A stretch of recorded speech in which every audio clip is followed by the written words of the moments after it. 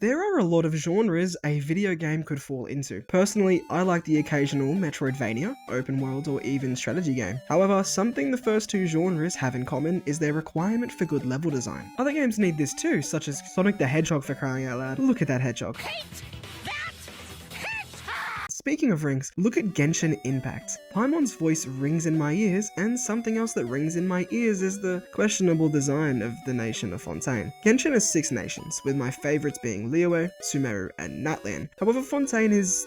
let's just get into it. Firstly, I want to discuss what I enjoy, value, and what I've taken from the, in my opinion, better nations within the world of Teyvat. In Liyue, the nation of contracts, there is a great variety of heights, colours, environments, as well as accessible mechanics and likeable, memorable enemies. The vibes are immaculate, with a summer-esque, Genshin-coded aesthetic and vibe. Within Sumeru, the same applies, with 2 completely separate environments, using the rainforest with accessible puzzles and surface-level gameplay, contrasted with the deeper, more complicated and taxing dunes of West Sumeru. Sigils are everywhere, as well as stamina flowers that assist in your climbing adventures. Liyue doesn't though, which sucks. Also, the 4.6 expansion is questionable level design. I refuse to accept that that is a traditional part of Sumeru. Finally, in Natlan, the same applies, with various tribes, all with unique environments, so far this is during 5.0, and the same variety in heights, justified by the inclusion of geo characters that belong to the nation, as well as the Tapetlosaurus. I named my companion Oily Boy. Now, what do all of these have in common? Variety. Also mechanics that allow this variety to go to the extremes. There's also traditional progression and combat, as you can't do much combat when indwelled with a Saurian, can you? A good nation has traditional combat, or at least uses the good bits of it, as well as variety, thought, and personality. So with this, why do I dislike Fontaine? Well, that's for me to know, and for you to find out. Don't get annoyed with me for saying that, please. Now, you can find out. Firstly, I want to talk about the underwater mechanics. The underwater mechanics are immensely cool, with a whole map expansion, the Sea of Bygone Eras, built around it. There's also many different underwater species that you can kind of interact with similarly to the Saurians within Natlan. By this, I mean being able to effectively absorb abilities from them. It allows you to do various puzzles, perform various attacks, and more. However, I feel like this is where it falls short. Within Genshin Impact as a whole, you're always upgrading characters and using different synergies between the 7 elements within the game. It's one of the most core mechanics ever, and effectively where the gacha side of the game comes from. Because of this, it disappoints me significantly to see that none of this really matters underwater. Besides a few passive abilities, HP, defense, and other substats such as crit stuff, what else is there? Elements, which are a main focus of the game, aren't present, as well as the various abilities that utilize them. To me, it's outrageous, and due to the irrelevance of these core statistics, progression is almost null and void as well. Like, I'm not somebody who grinds for artifacts and weapon stuff, but being able to get all that stuff, which you can only get on certain days of the week, and then not being able to use any of it underwater just feels like objectively bad game design in my eyes. So, a lack of variety, progression, and overall irrelevance of your previous progression. Okay, what else? Well, the exploration underwater isn't so great either. As calming as it is, and despite its novelty the first few times, what else is there? Typically, underwater exploration, at least in the larger bodies of water, is as repetitive as the constant combat that takes place. Ignoring a few key areas, there is almost nothing to be seen that you haven't already seen before. I will say, the desert, which I love, is most likely similar in other people's eyes, so it's important to remember that this is my take. I is literally in the title, alright? The enemies are also bland due to this lack of elements. There's a few varieties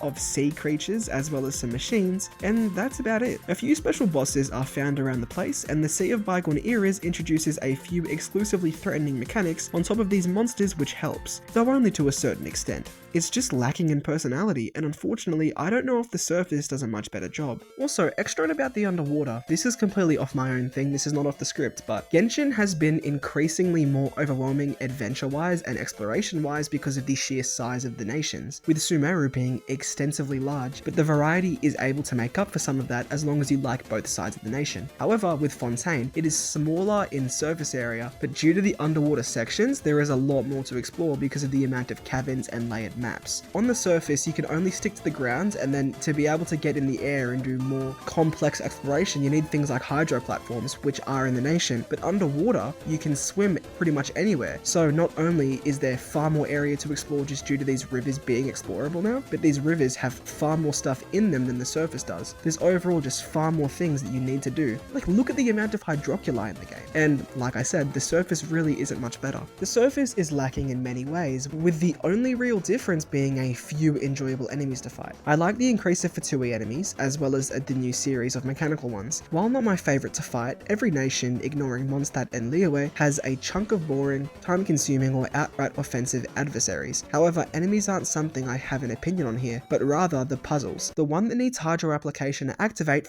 pisses me off. Besides that, the other ones are just painfully mediocre. I do give credit to the Sea of Bygone Eras though. That one goes hard with its mechanics. The variety is on point in a similar manner to Simulanka. The storytelling in each puzzle and just how they switch up the mechanics through dialogue and NPCs is really interesting to me. Fontaine uses a lot of hydro platforms, as well as random and bizarre mechanics involving the two coloured energy systems that I continue to forget the name of. If I had to try and remember what they're called, I wrote them in the script here: Penuma, Numa, and Osea? Osea? I don't know. That's off memory, but it seems correct considering Google Docs isn't trying to autocorrect it. There's a lot of cool ideas in these puzzles, with the various cameras and things that activate other mechanics, but I genuinely just cannot. I know why, but I have an undying vendetta against Fontaine as a whole, and the exploration is just making it worse. The nation is too unique, but also too mediocre simultaneously, and it's just very flawed in my opinion. I think we can all agree Genshin Impact does amazingly well at geographical variety. Ignoring Chenyu Vale, parts of Sumeru Desert, and Mondstadt, the variety geographically is peak, sometimes literally. My favourite examples of this are Inazuma, Sumeru and Natlan nowadays, because Inazuma has a great variety of islands, Sumeru has a great variety of areas in general, and Natlan has amazing mountains, it has amazing shape, and it really lets the Saurian shine more than the underwater mechanics do in Fontaine, because the underwater limits you to only using the underwater mechanics, while the Saurians are a full-blown choice you can choose to use. But Liyue has places like Minlan that I absolutely love, and Mondstadt gets a pass because its minimalist style lends it to being the tutorial nation. I feel like Fontaine is trying to be Mondstadt's stepsister or something, because it continues to feel extremely similar to it. See, Fontaine tends to lend its variety to its architecture rather than its geography, and this is why a lot of people are still allowed to like Fontaine, as this is purely subjective. This is not an objective fact. People may prefer architecture over geography, but personally, I played Genshin for what it originally was and what it remained to be, even past Fontaine. The cliffs, bodies of water, and basic biomes aren't helping much, with the only interesting tidbits pretty much being its status as an elevated tectonic plate and the spot with the yellow tree. Also, the Nostoi region with the island below Fontaine does make it technically more interesting. The blue tree is also quite cool, but besides that, I feel like everywhere is a city of some kind visually, and even the most unique spot, the Fontaine Institute of Kinetic Engineering region, which I did remember the name of, I did not research that, is mainly unique because of the artificial, man-made stuff. Every region is called a region. That's how modern and lame it is. Literally, the Nostoi region, the Liffey region, what is it called? The Fontaine Institute of Kinetic Engineering region. And there's the forest. I don't know if the forest ends with region. I'm too lazy to research it, but I think it's just called Arenas Forest, but I don't want to think about the real world when playing a game about gambling for overly fetishized anime girls. What the hell? The story quests are good, I heard. I, however, know that the Archon quests are mediocre, and their handling of the supposed main antagonist, Arlecchino, could have been significantly better, with the writers needing to not retcon, but at least fix everything later on in a story quest, much like the Raiden Shogun, who I severely dislike. Much more than Fontaine, not gonna lie. This highlights the video that I made previously about the character writing problem, where majority of the Fontainian characters have near no negatives besides Arlecchino, and even she had to be fixed before being released as a playable character due to the gacha structure of the game. It's really irritating, and they could have done a much better job with that. Now, I actually liked the Fortress of Meropide arc, as well as the first two cases in Acts 1 and 2, and the Fortress of Meropide itself grants a decent amount more exploration to the game, but they could have extended it so much more. Similar to how Sumeru has two sides, the Fortress of Meropide could have been that. I have made a video on it back in my old era of videos. But despite the lovely storytelling and stories included, they just weren't the same as Genshin Impact's typical stories. Now, I give credit to Fontaine for not having forgettable arcs before Arc 5 like Liyue did, but still, Sumeru better.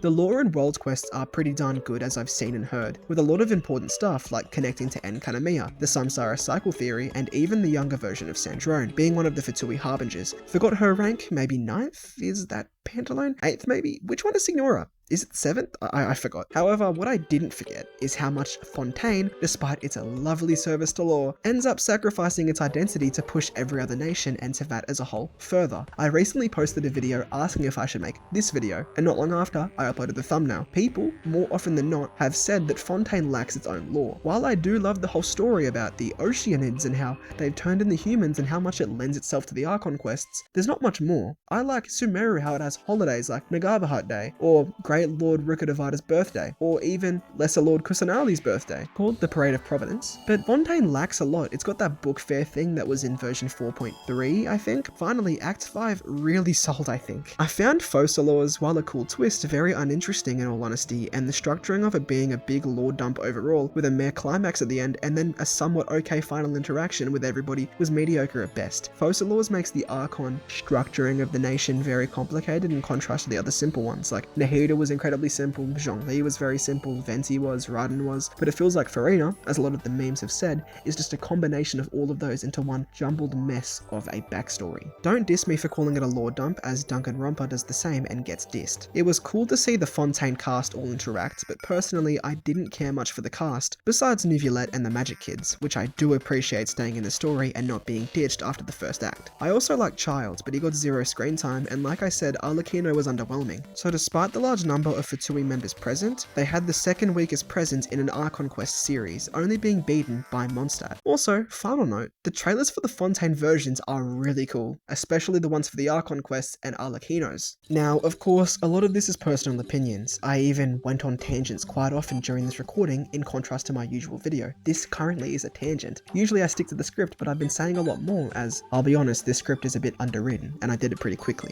Conveniently enough, I prefer hot over cold nations in the game. Did you know? Hoyoverse tends to release nations in a pattern of hot, cold, with Natlan and Snezhnaya being the best example of this, or Sumeru and Fontaine. However, just count from Mondstadt to Snezhnaya and you'll see what I mean. I'd hope for it to be more like Natlan, but I get that Fontaine still needs to be its own thing. I just feel like it focuses on everything else too much to the point where it forgets to be remotely similar or representative of the game that it's in. Even the characters feel out of this world, with Raiden and Neuvillette using a body type that's different to what we're used to, ignoring Arataki Itto, considering he also uses it. But besides that, oh yeah, I'm done. Forget to directly address that. This video is over, and thanks for the support on my previous video. It's at 4K views as I'm writing this and 6K as I'm recording this. Thank you guys all so much, because I took a fat break because of how much the Simulanka video flopped, and I feel significantly better now. And I'm in a really motivated mood where I'm making videos very often, enjoying recording, enjoying editing, enjoying scripting, and my favorite part of editing is adding funny songs in the background.